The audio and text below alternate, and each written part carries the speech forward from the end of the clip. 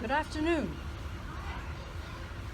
I'm Cherrill Spencer, and as well as being a co-chair of the Disarm End Wars Committee of the Women's International League for Peace and Freedom, which we say WILPF for short, I'm a member of the Peninsula and Palo Alto branch of WILPF, and I'm grateful to my WILPF sisters here in the WILPF Santa Cruz branch for this opportunity to speak with you today about the pressing need to abolish nuclear weapons and to abolish intercontinental ballistic missiles, ICBMs in particular, and what you can be doing to help us to get to that happy day. Let me motivate you by quoting some remarks from a hibakusha whom I am privileged to know. She is Hideko Tamura, and she was 10 years old when she was caught in the devastating blast of the atomic bomb that the United States dropped on the city of Hiroshima on the 6th of August 1945. She is now 90 years old. She lives in Oregon. And I'm going to quote some of the things she said recently to us at a Disarm meeting via Zoom. Most of the American people have absolutely no idea what this goddamn thing is like. It isn't just being incinerated. In Hiroshima, you melt with the radiation heat that can melt steel. You see your mother and your sisters melting in front of you because you were in the shadow of the blast. And then the power of the radiation took over your bone marrow and you could not breathe. She says it is not enough for Americans to be sorry it happened, not enough to sail lanterns on lakes or ring bells.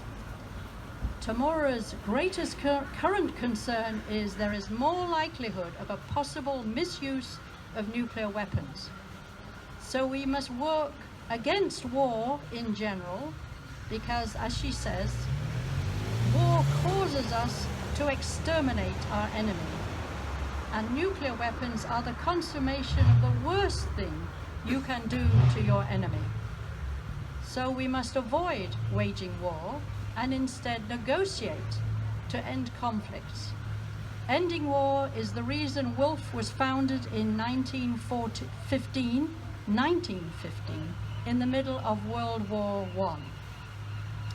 Continuing with Tamura's remarks, she urges us to learn as much as you can about how horrific the effects of an exploding nuclear bomb are, and to let that understanding push us to be out there, to make sure it never happens again. As part of Tamura's plea that we learn about more about these dreadful bombings, we need to know what happened after the bombs. The bombs with the destructive power of more than 15,000 pounds of TNT that were exploded in the air above Hiroshima and Nagasaki. Tamura reminded us that the continuing deaths from the radiation and the radioactive fallout were kept secret from the US public and from the Japanese public for about a year. And the survivors were studied for many years as if they were in an experiment. What we know now is that the scientists of the Manhattan Project, who developed the bomb, assumed that the initial explosion would kill everyone, and there would be no one left. And there would be nobody left alive to be affected by radiation. While tens of thousands of civilians were killed in the blasts at Hiroshima and Nagasaki, thousands more would die from radiation burns in the following days, and thousands more from radiation poisoning in the coming weeks, months, and years. What WILPF understands, and we work against, is that a government is most empowered to wage war when it obfuscates the truth and prevents the population at large from understanding the consequences of its actions. WILPF and many other non-governmental organizations strive to expose the truth about nuclear weapons. And this is my goal with you this afternoon. So, 79 years ago, on the 6th and 9th of August, 2 so-called hydrogen bombs were used that killed, maimed, and sickened hundreds of thousands of civilians. And if you take, let me get a flyer.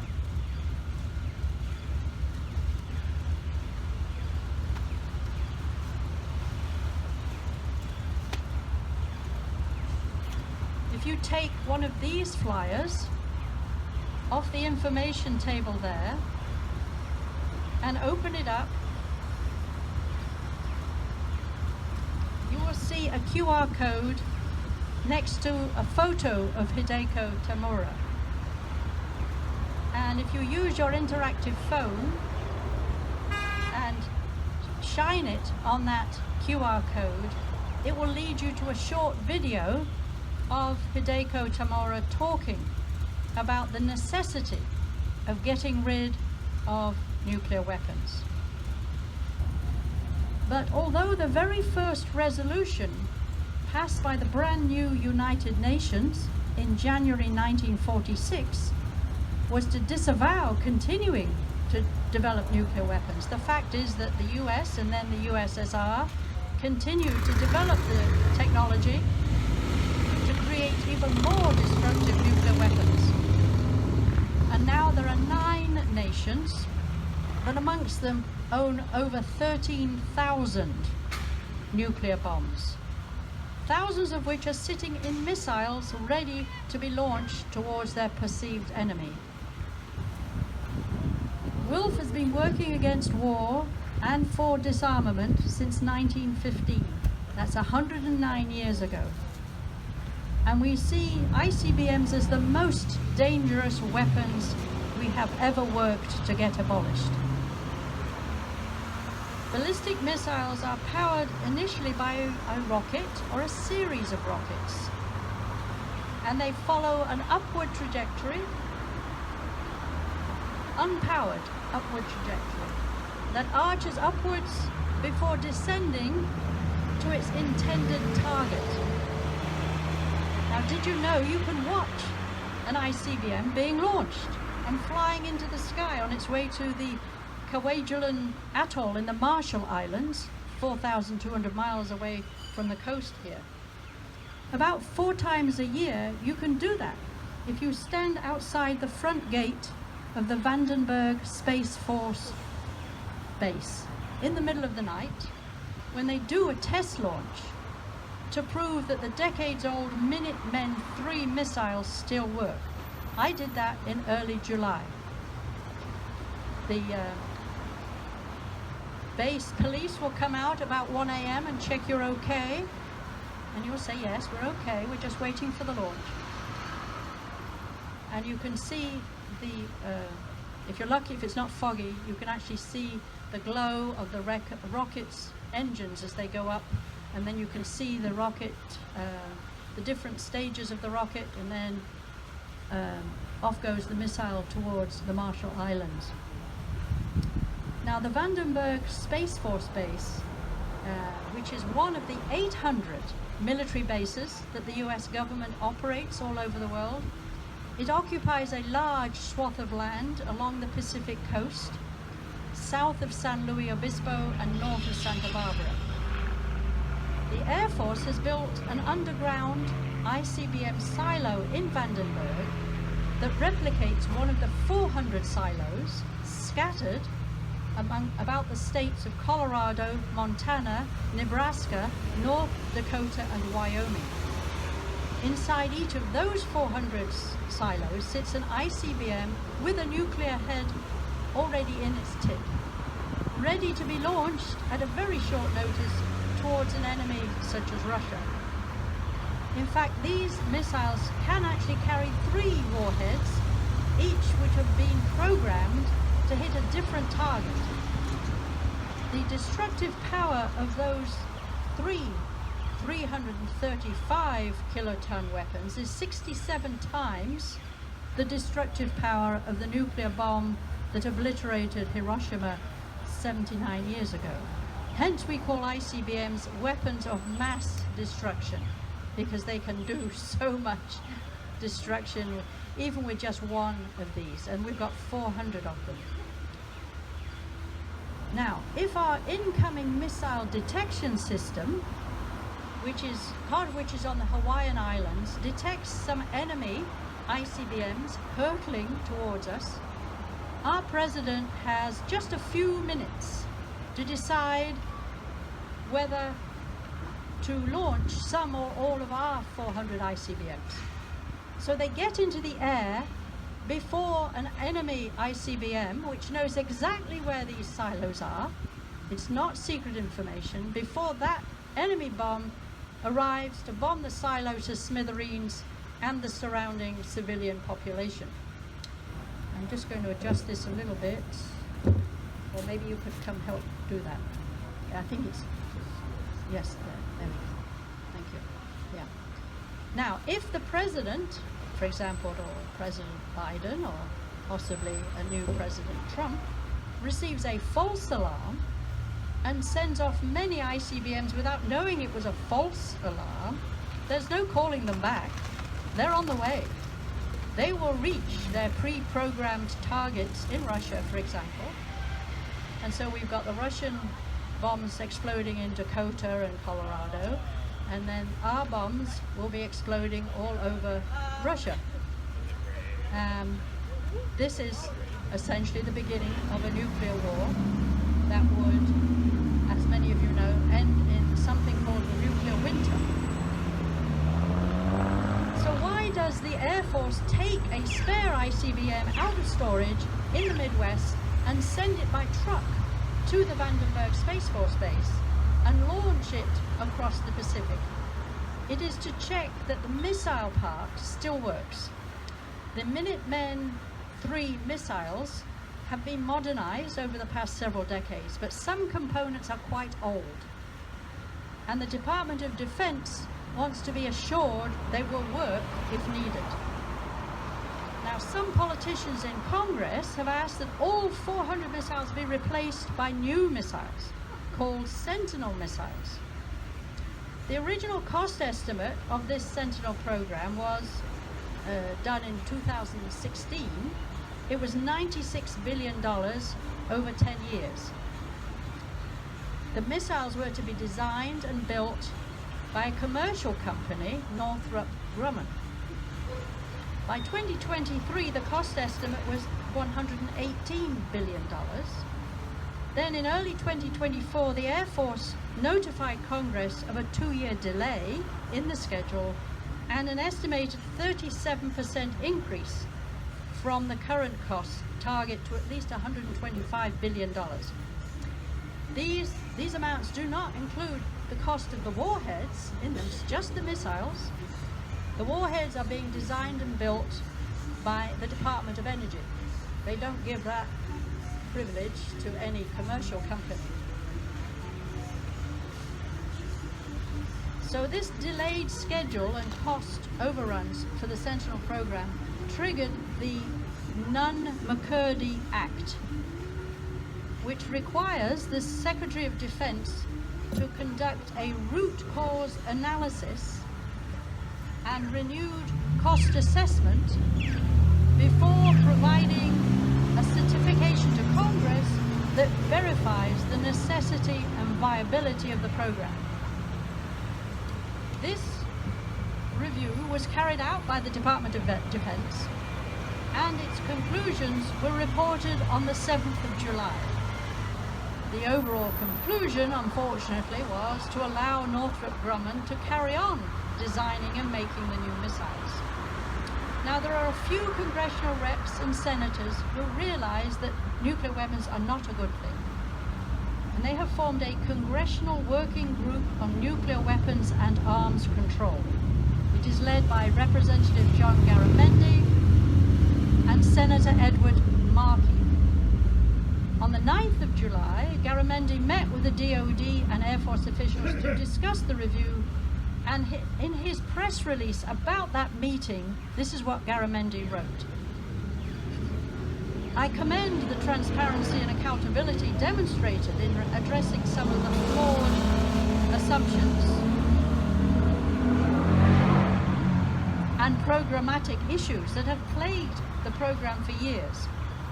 However, I am deeply disappointed by the decision to continue this wasteful and unnecessary endeavor.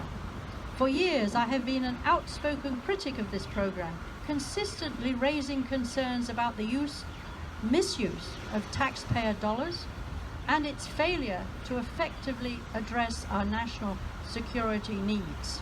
That's the end of part of his press release. So the working group are going to grill Secretary of Defense Austin about the Sentinel program in the near future, because they want the program to be abandoned.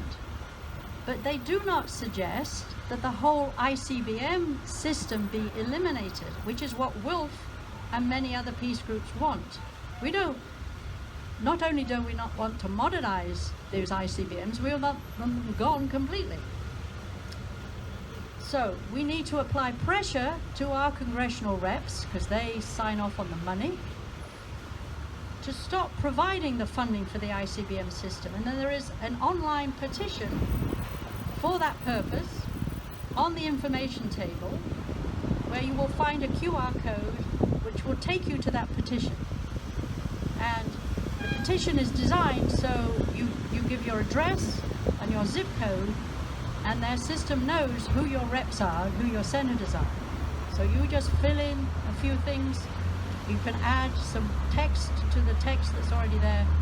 You hit submit, and your letter will go to your congressperson, who, as you know, our congressional reps pay much more attention to us, to their constituents, than to some other random person. But do we really need 3 kinds of nuclear weapons delivery systems? We have submarines, which can launch ballistic missiles. We have bombers that can drop them. Our enemies don't know where our submarines and our bombers are, and so they're not as dangerous as the land-based missiles in silos in North Dakota and what have you, where everybody knows where they are. So the ICBMs are redundant and dangerous. And we hear that some military officials don't want them either. So why does Congress keep insisting on modernizing the ICBM system? Because they are sold to the American public as a jobs program. For example, Northrop Grumman promised 10,000 jobs from the Sentinel program.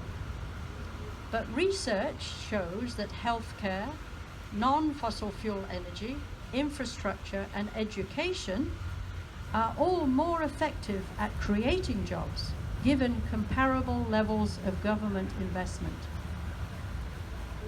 WILPF is a member of the Warheads to Windmills Coalition, and the detailed arguments for preventing the 2 existential scenarios of climate catastrophe and nuclear war by moving the enormous amounts of money from the nuclear weapons enterprise to projects that mitigate climate change are given in this book.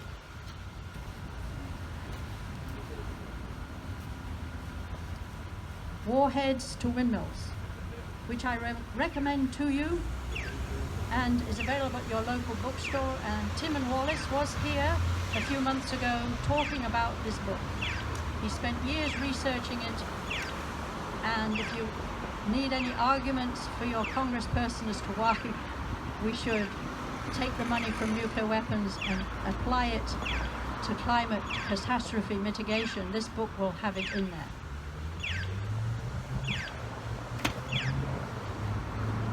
Now, what about the jobs promised by the various weapons manufacturers such as Lockheed Martin and Raytheon? We must persuade new engineering graduates not to go work for the weapons companies. So we starve those companies of the engineering brain power they need to carry out the modernization programs.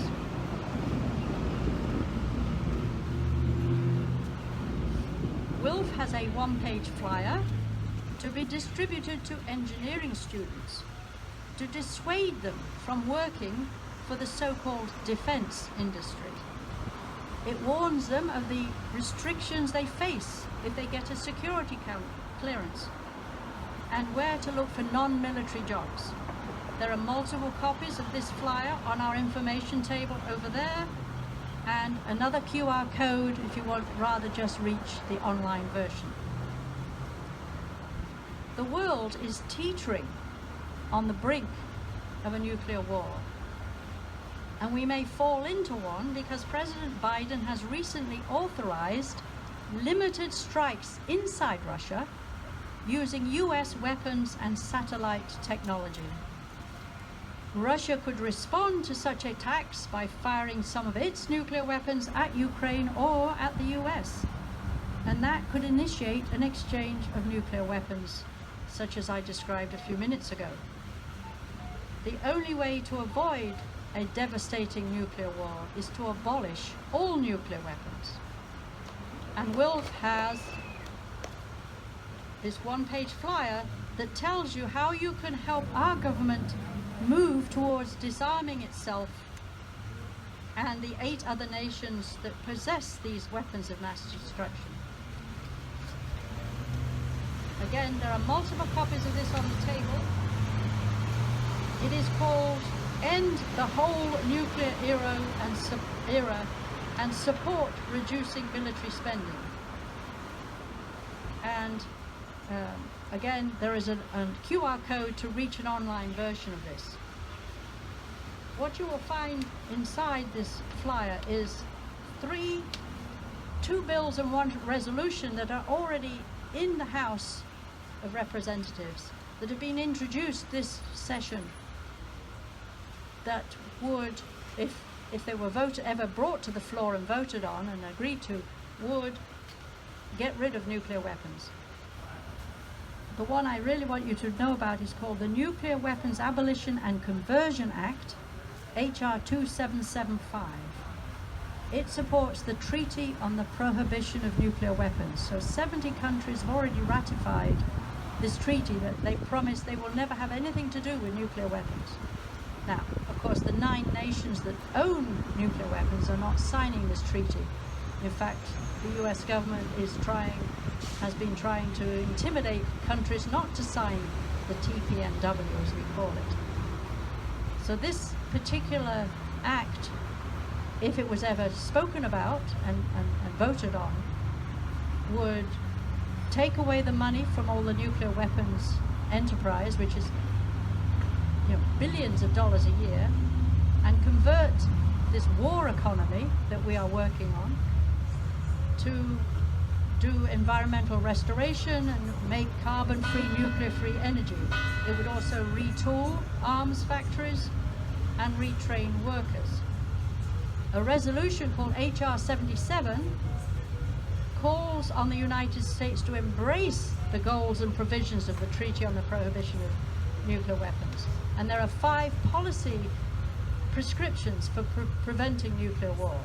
One is not to allow the president, all on his own, or her own, we hope, to decide to press that button that sends off the ICBMs towards Russia. Because right now, the president doesn't have to go and ask Congress, do I have permission to press this red button, which is kind of a conceptual red button, because the president has 14 or 15 minutes to decide whether they should set off our ICBMs because they see enemy ones coming. And as we've said, the likelihood that there's a false alarm which has happened is rather high, and so we could, by accident, get ourselves into an awful nuclear war. Also, because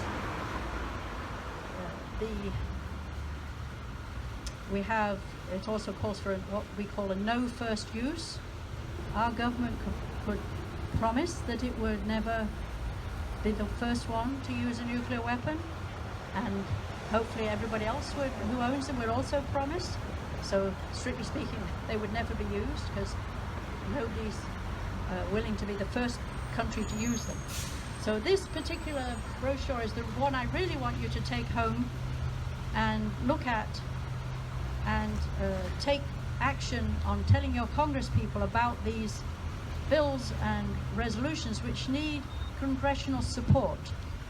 They never come to the floor because there's not enough Congress people saying we want this to be agreed to and debated on the floor. So I note that many of the wars in the last 30-odd years were provoked by our United States government. And the US invasions of other countries and fighting and bombing were often aided by NATO troops and bombers. And who paid the bill for these unnecessary attacks on other countries? It was you and your tax dollars, who paid trillions of dollars for these many wars. There is no military solution. There is no military solution to the war in Ukraine, only a diplomatic one that acknowledges the security interests of all the stakeholders. And if you read your newspapers every day or watch the BBC News website, which I recommend to you, you know that Ukraine is finally realizing they're not winning this war. And that's usually the circumstance where one party says, let's talk about this. So let's hope that happens. Every year, the National Priorities Organization analyzes how much of an average taxpayer's bill goes to militarism. Okay? In 2023, if you had an average tax bill, $5,109 of that went overall to militarism, of which $2,974 went to the Pentagon, $1,749 went to the contractors who work for the Pentagon, and in particular, 249 of your tax dollars went to Lockheed Martin, and $87 went to Boeing. If nothing else I have told you this afternoon gets you riled up to take action to abolish nuclear weapons, I hope those tax numbers will. Thank you for your attention. Remember, commemoration is not enough. And I can take a few questions now, and I will be here till the end of the event if you'd rather speak with me later. Thank you very much.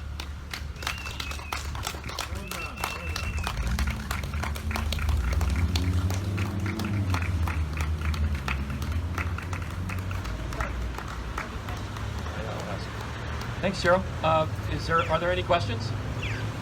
Comments? There's one in the back.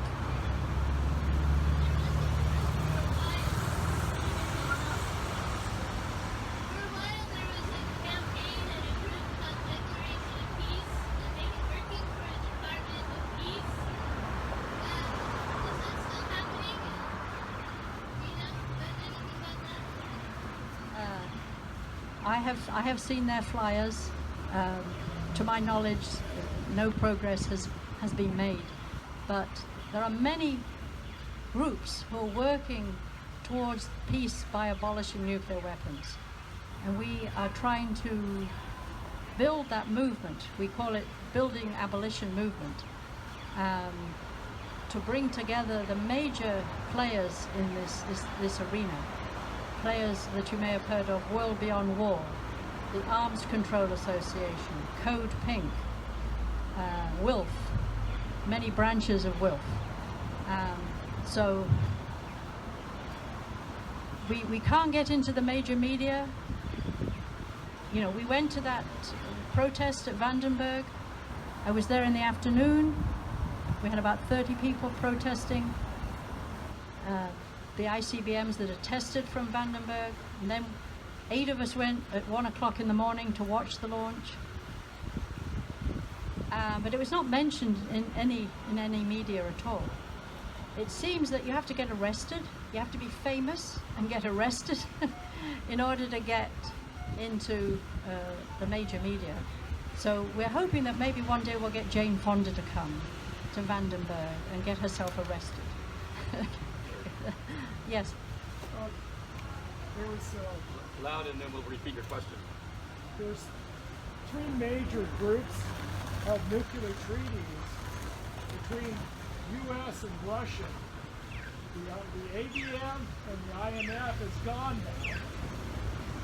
I'm not sure about SALT 2, 1, 2, and 3. I think those are all gone. They're all gone, right? So what this gentleman is telling us about is one reason we actually have in the past gotten rid of a lot of nuclear weapons. If you go back to the 80s, there were like 90,000 nuclear weapons in the world, and many of them were in what was then Ukraine, the Ukrainian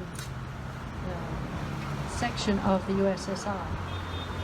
And when the USSR broke up and the Warsaw Pact broke up, we were able to come to an agreement that many of those weapons that were stored in Ukraine were removed from where they were, and you can actually dismantle a nuclear weapon. The only thing you're left with is the heart, is the enriched uranium or the plutonium that creates the destructive force ultimately.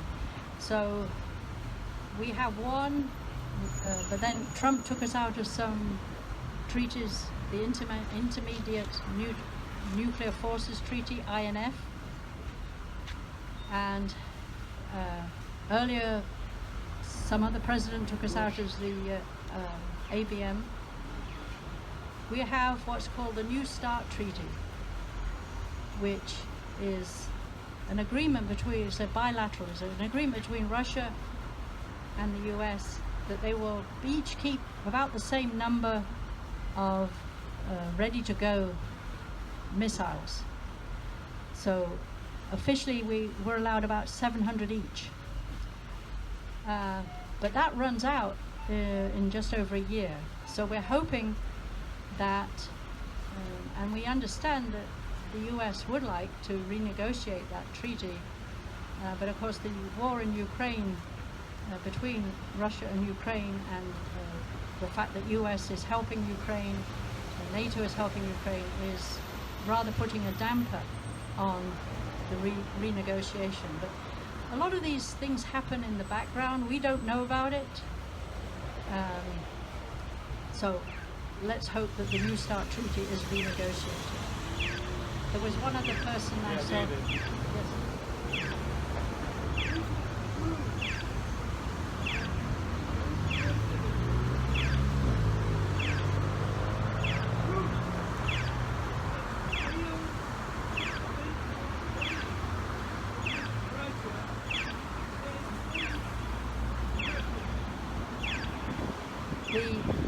The amount of money, nuclear weapons. Each president spends more money than the previous one. Yes, even though if you look at what Vice President Biden said, you know, he wasn't going to do that. This was when he was, we shouldn't be done. So there's a thing called the National Defense Authorization Act, the NDAA, and that was passed earlier this year for nearly $1 trillion, just for 1 year, that our military has to spend on the 800 bases and all the weapons it needs, and keeping the nuclear weapons enterprise going. And we had Barbara Lee of Oakland, representative. She had an amendment. There were 1,300 amendments to that NDAA. Hers said, let's just take $100 billion off the top of that, you know, and use it somewhere else, like improving our health care, or keeping the Head Start going, or getting more homes for the currently homeless. But that amendment was never brought for any discussion. And this happens every year. It's called the NDAA. And so that was actually for the next fiscal year they were discussing, which starts on October the 1st. So yes, the amount of money spent on nuclear weapons increases every year.